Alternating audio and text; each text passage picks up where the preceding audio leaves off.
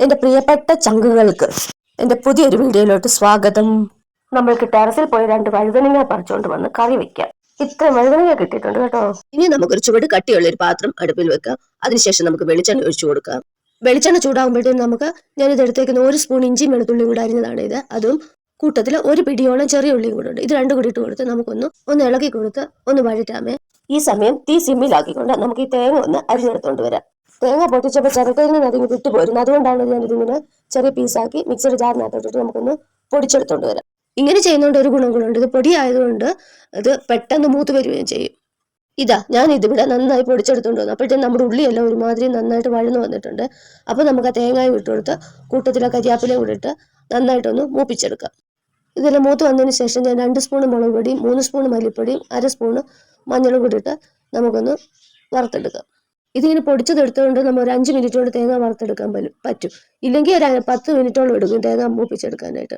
തണുത്തതിന് ശേഷം അരച്ചെടുത്ത് മാറ്റി വെക്കാമേ. ഇനി നമ്മുടെ വഴുതനങ്ങയെല്ലാം നമുക്ക് കഴുകിയിട്ട് 4ആയിട്ട് കീറി നമുക്ക് ഒരു വെള്ളത്തിനകത്തോട്ട് ഇട്ട് കൊടുക്കാമേ. വെള്ളത്തിനകത്ത് അല്ലാതെ ചുമ്മാതെ വെച്ച് ഇത് കറുത്ത് പോകുമേ, അതുകൊണ്ട് നമ്മൾ വെള്ളത്തിനകത്ത് ഇടുന്നത്. ഇനി നമുക്കത് കഴുകി വാരി ഒരു പാൻ ചൂടാക്കി അതിനകത്തോട്ട് നമുക്ക് ഇട്ട് കൊടുക്കാം. അതിൻ്റെ കൂട്ടത്തിൽ അല്പം വെളിച്ചെണ്ണയും കൂടെ ഒഴിച്ചു കൊടുക്കാമേ. ഇതൊന്ന് വഴന്നു വന്നപ്പോഴത്തേക്കും ഞാൻ അതിനകത്തോട്ട് 1 പിടി ചെറിയ ഉള്ളിയാണ് ഇട്ട് കൊടുത്തേക്കുന്നത്.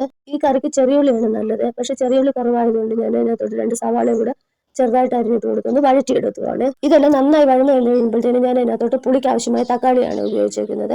മീഡിയം സൈസിലുള്ള 2 തക്കാളിയും 2-3 പച്ചമുളകും കൂടാണ്. ഇതെല്ലാം കൂടെ ഒന്ന് സോഫ്റ്റ് ആകുന്നത് വരെ നമുക്കൊന്ന് വഴറ്റിയെടുക്കാം.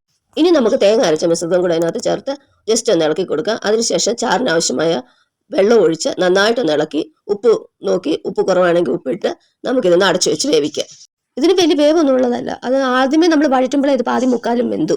പിന്നെ ഇതിനകത്ത് ഇട്ടിരിക്കുന്ന കഷ്ണങ്ങളിലൊക്കെ നമ്മുടെ മസാല പിടിക്കാനും വേണ്ടിയാണ് നമ്മൾ വീണ്ടും ഒരു 5-6 മിനിറ്റ് കൂടി ഇത് വേവിച്ചെടുക്കുന്നത്. ഇത് നമ്മുടെ കറിയുടെ ചാറൊക്കെ കുറുകി എണ്ണയൊക്കെ തെളിഞ്ഞ് ഇത് വെന്ത് വന്നിട്ടുണ്ട്. അപ്പം നമ്മുടെ കറി റെഡി ആയിട്ടുണ്ട്. ആദ്യമേ തന്നെ ഇതിനകത്ത് കുറേ വെള്ളം കോരി ഒഴിക്കല്ലേ, കുറച്ച് വെള്ളം മാത്രമേ ഒഴിക്കാവൂ. അപ്പോൾ 5 മിനിറ്റ് കൂടെ പറ്റിയെടുക്കും.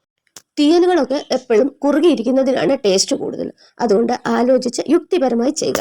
ഇനിയൊന്നുമില്ല, കടുവറ വേറൊരു പാനിനകത്തോട്ട് വെളിച്ചെണ്ണ ഒഴിക്കുക, കടുക് ഇടുക, കടുക് പൊട്ടുമ്പോൾ ഉള്ളി അരിഞ്ഞതിടുക, കരിയാപ്പില ഇടുക, വറ്റൻമുളക് മൂത്ത് കഴിയുമ്പോൾ നമ്മുടെ കറിയിലോട്ട് എടുത്ത് ഒഴിക്കുക. അങ്ങനെ നമ്മുടെ സൂപ്പർ ടേസ്റ്റിലുള്ള വഴുതനങ്ങ തീയൽ തയ്യാറായി. കല്യാണം കഴിഞ്ഞാൽ നമ്മുടെ പുതിയ കുട്ടികളില്ലേ, അവർക്കൊക്കെ ഒരു സൺഡേയിലൊക്കെ ഇരിക്കുമ്പോൾ ജസ്റ്റ് ഒന്ന് പരീക്ഷിച്ച് നോക്കാൻ പറ്റുന്ന അടിപൊളി ഒരു കറി. അപ്പോൾ ഇത്രേ ഉള്ളൂ ഇന്നത്തെ വീഡിയോ. പുതിയൊരു വീഡിയോയുമായി വീണ്ടും കാണുന്നവരെ ബൈ.